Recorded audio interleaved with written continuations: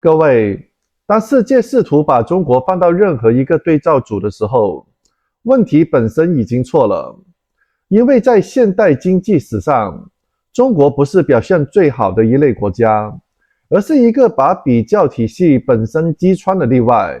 印度学者苏尼特在一次长谈中反复强调这一点，并不是印度失败了，恰恰相反，印度在许多维度上都算是成功。改革、增长、规模、排名，但是如果一旦把参照物换成中国，所有的成就就会立即失去了尺度感。不是因为印度差，而是因为中国的轨迹根本不存在同一个坐标系上。这一种差异，源头并不是最近10年，也不只是制度的标签，它始于一个极其具体却常被忽略的阶段选择。因为在世纪之交，中国首先进入的是一个看起来低端的阶段，出口导向、劳动密集而技术门槛不高的大规模制造，从服装、鞋类、玩具开始，迅速吸纳就业，迅速形成产业的密度，迅速建立起一种可以不断复制的生产能力。这不是偶然，而是一个被反复校验，随着结果调整的路径。而印度并没有进入这个阶段，不是做得不够好，而是方向的本身被否定了。长期以来，在印度，出口会被视为风险，国内市场被视为答案，大规模就业型的工厂被规则切碎，许可证、审批和控制让企业的日常运转变成一种消耗战。结果并不神秘，当中国完成第一轮工业化跃迁的时候，印度还在讨论是否应该开始。而真正的分水岭并不只是在产业的政策，而是在对结果的态度。中国的政策并不是静态试剂了，而是一个高度竞争的筛选系统。政策是否继续存在，取决于是否产生成果；官员是否上升，取决于是否有交付的结果；企业是否存活，取决于是否在竞争中胜出。失败并不被解释，而是被淘汰。这一种结果导向向下贯穿到最基础的层面。在很多人还在讨论高等教育规模的时候，中国已经在几十年前完成了对基础教育和公共卫生的普及投入。当世纪交替，那一代完成了小学教育的人，顺理成章进入了中学和大学，还有实验室。数量的优势最终会被转化为质量的优势，这并不是奇迹，而是时间与规模叠加后的必然结果。于是后续看起来都像是突然爆发，从世界的工厂到世界的实验室，从基础制造到清洁能源，电动车、电池、机器人、无人机、5G， 再到人工智能和先进制程芯片，研发预算以单个企业为单位就达到了几百亿美元，远超许多国家的年度总和。即便在人均收入依然低于发达经济体的情况下，整体的研发投入已经逼近了全球最高水平。而外界常常把这一种简化为体制的差异，但这恰恰掩盖了真正的关键。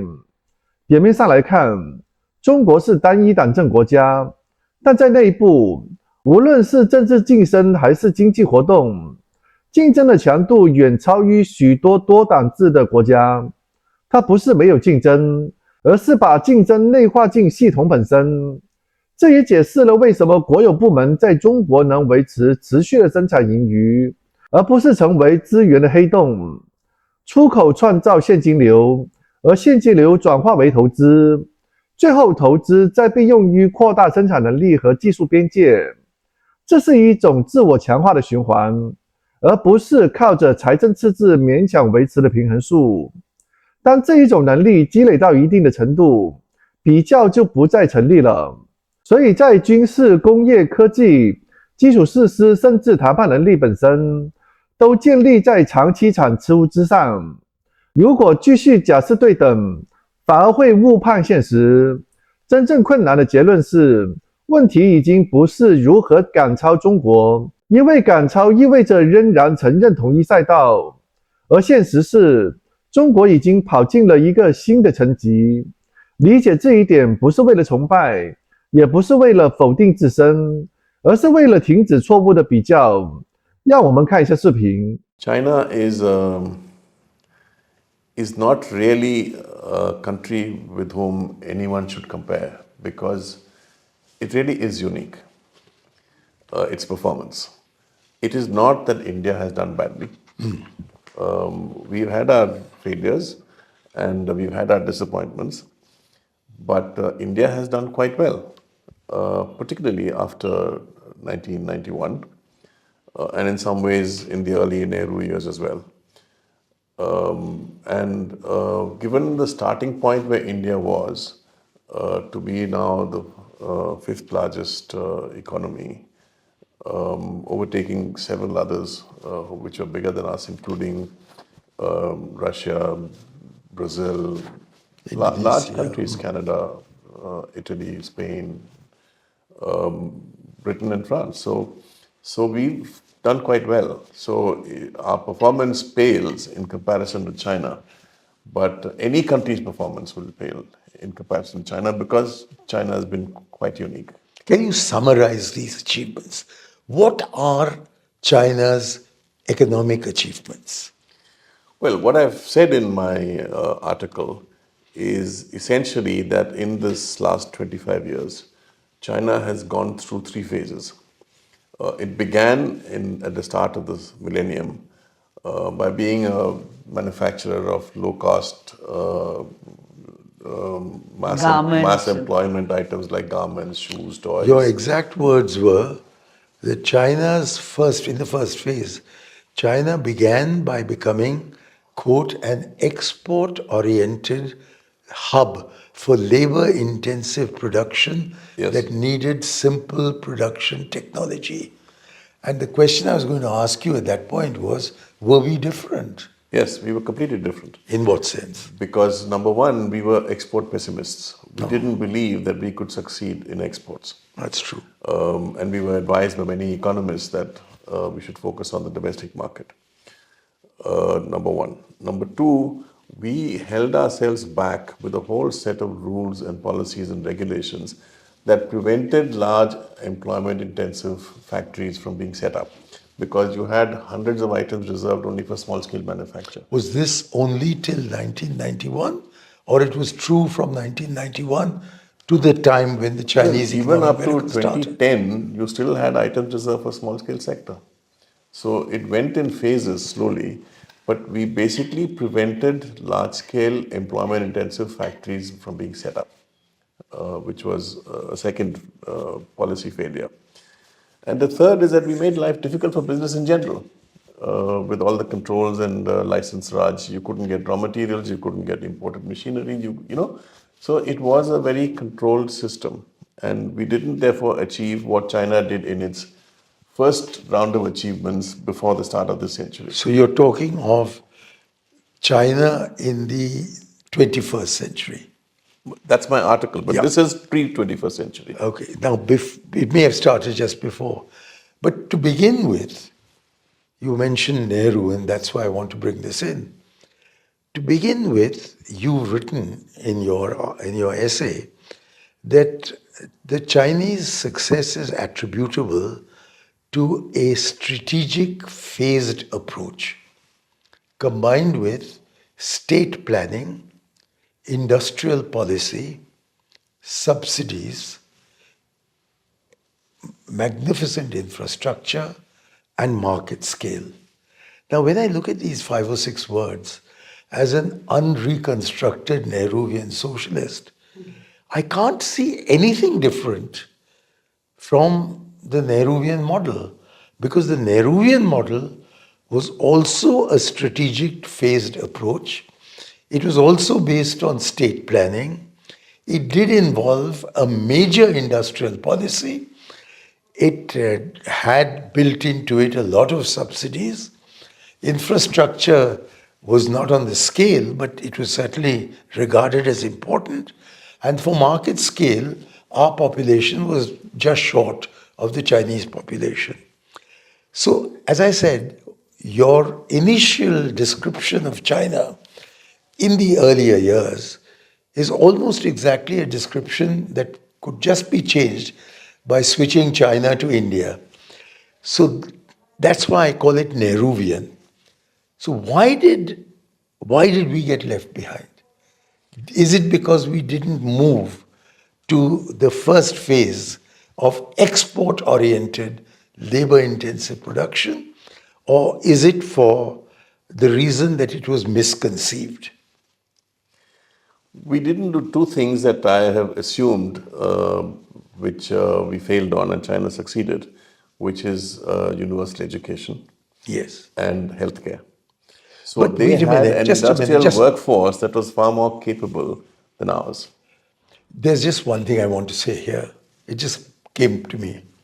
I attended a lecture by Amartya Sen in 1990, in which he said that when it comes to university education, our university graduates are 6 times greater than China.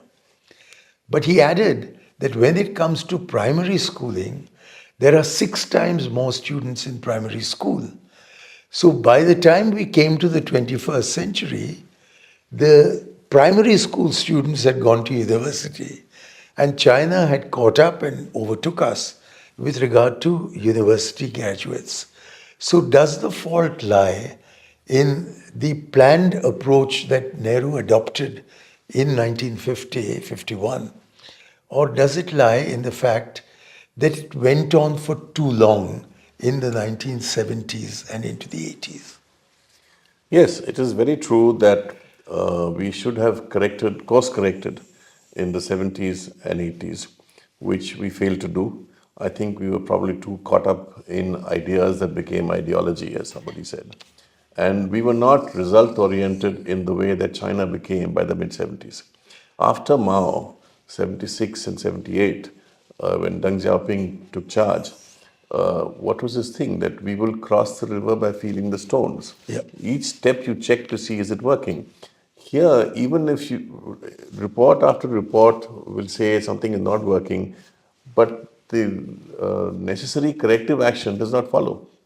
Yes, I certainly remember at the end of the 1970s, a book was written by L.K. Jha called Economic Strategy for the 80s. And it seems to have been written by L.K. Jha acting on behalf of Deng Xiaoping, because that laid out what was to be done. And it was the same L.K. Jha that Mrs. Gandhi picked up on in 1980 when she came back to power and made him the chairman of the Economic Strategy Committee. Administrative Reforms Commission. Yeah, the Economic Reforms Commission. So obviously there was an understanding that we had to change.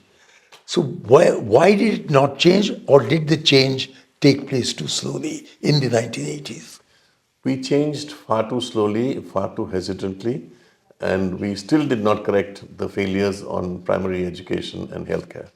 You know, one can go into 50 reasons why they succeeded and as many reasons why we have succeeded less.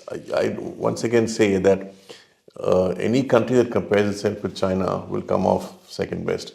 You know, every physicist should not compare himself with Einstein. You know, China is unique and without precedent in human history in the way that they have done this in such a short period of time. From becoming the factory to the world to today now becoming the laboratory to the world. In my piece, I have talked about how Nature magazine looks at the research output in the leading universities, and 7 of the top 10 research universities are in China. In Nature magazine's ranking of these universities, their national R&D budget, when you correct for purchasing power parity, is close to the US national R&D budget, although its per capita income is of 1/6 or less of US per capita income. So this is an exceptional society. It is very result oriented. It has a political meritocracy. You can't, although it's a one-party state and a one-party system, The fact is that they pick the brightest students from the best universities and get them into the party, and then your rise up the party hierarchy depends on performance. At urban government level, at provincial government level, you have to deliver, and then you move up the hierarchy. So it's a totally different system. Our state sector did not generate the surpluses that the Chinese state sector did. Why is that? Because we were not result oriented. You tolerated failures and non-performance all the time.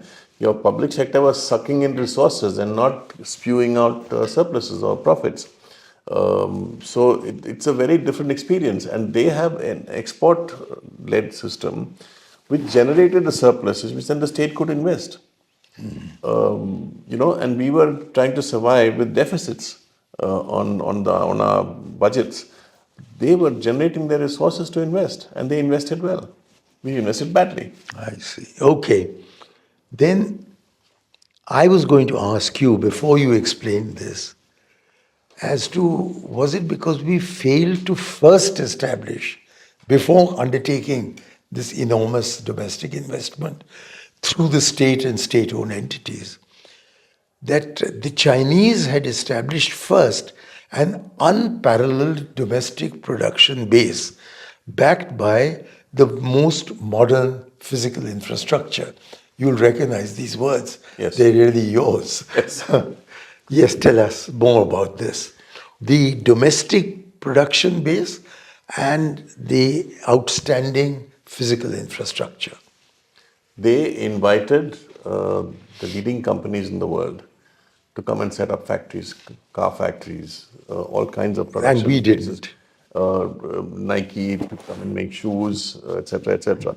And we kept out foreign companies. We restricted the role that foreign companies had. The nomenclature may have been similar, that they had industrial policy, we had industrial policy, they had the state sector, we had state sector. But the way in which these operated were completely different.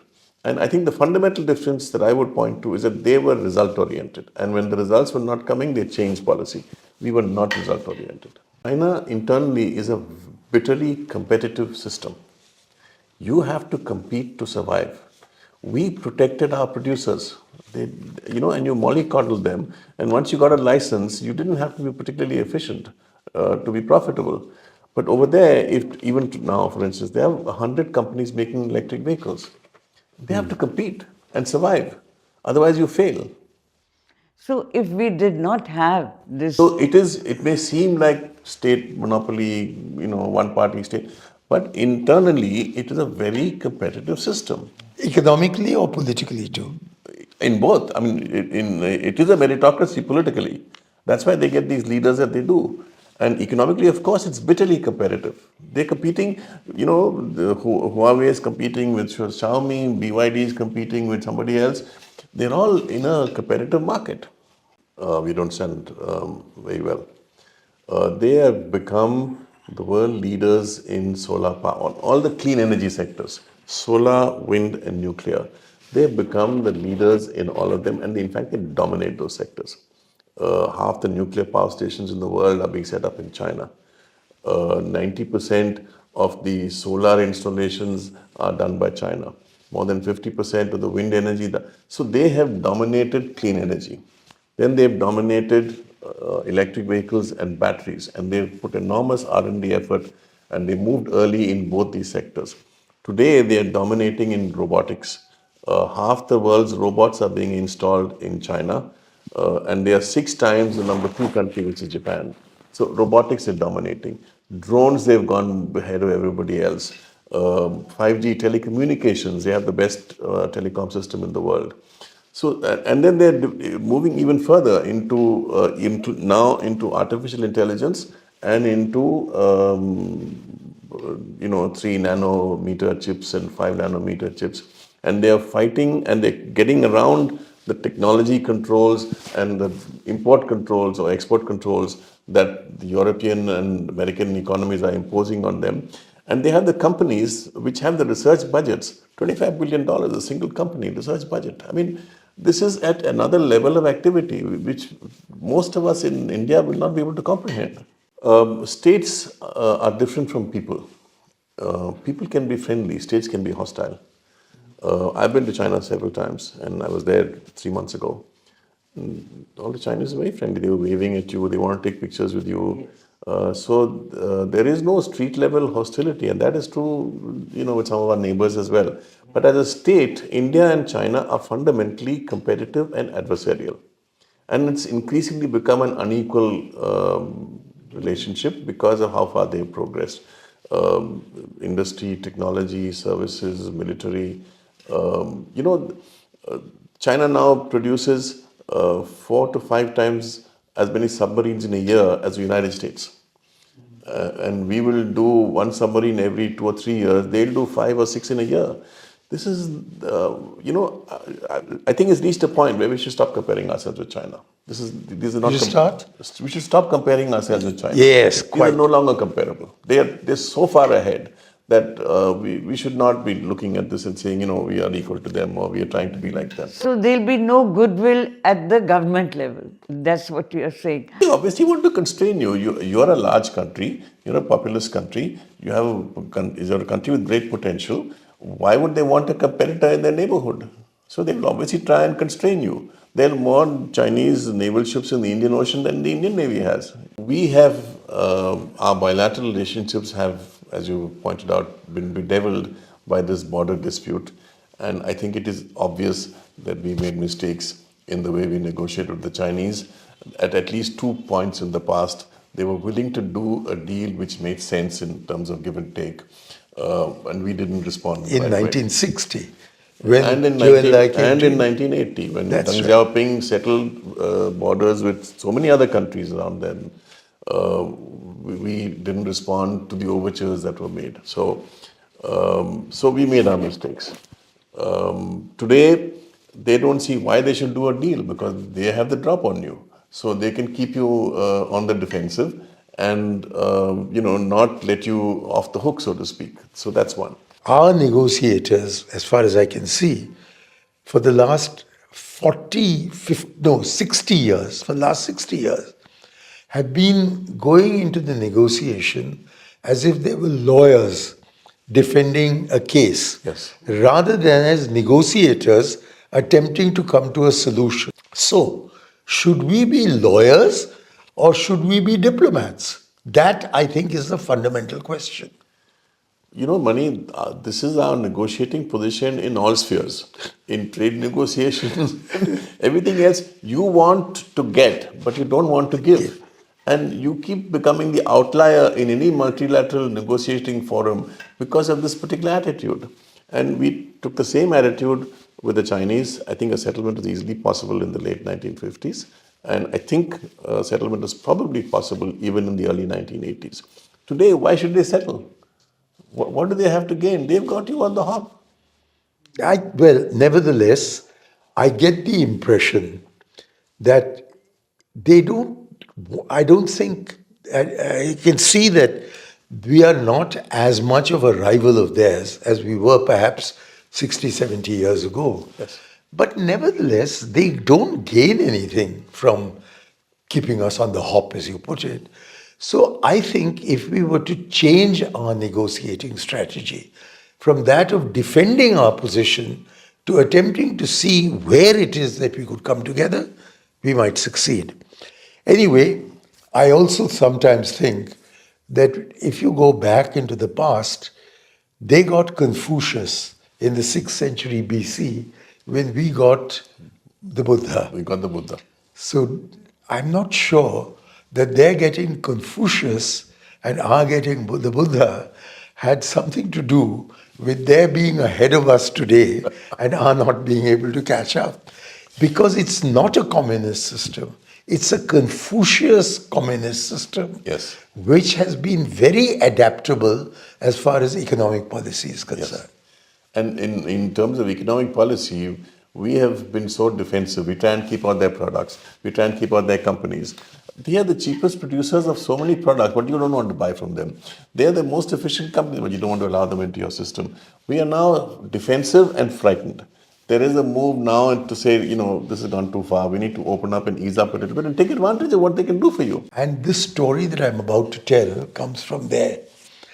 where it said that, I was told this in Pakistan, that there were two dogs, an Indian dog and a Pakistani dog, crossing each other at the Wagah-Atari border.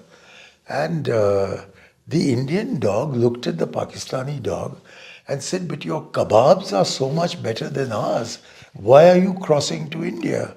And the Pakistani dog said, क्योंकि कभी कभी भौंकने का दिल लगता है सो हम यहाँ भौंक सकते हैं और चीन में नहीं भौंक सकते हैं and that is fundamentally the reason why I do not envy the Chinese I admire them but I am glad I am not a Chinese But let me say, Mani, that you are sitting in a city where the air quality index is at 400. Yeah. Beijing was at one time the most polluted city in the world, but they've cleaned up. Now it has blue skies.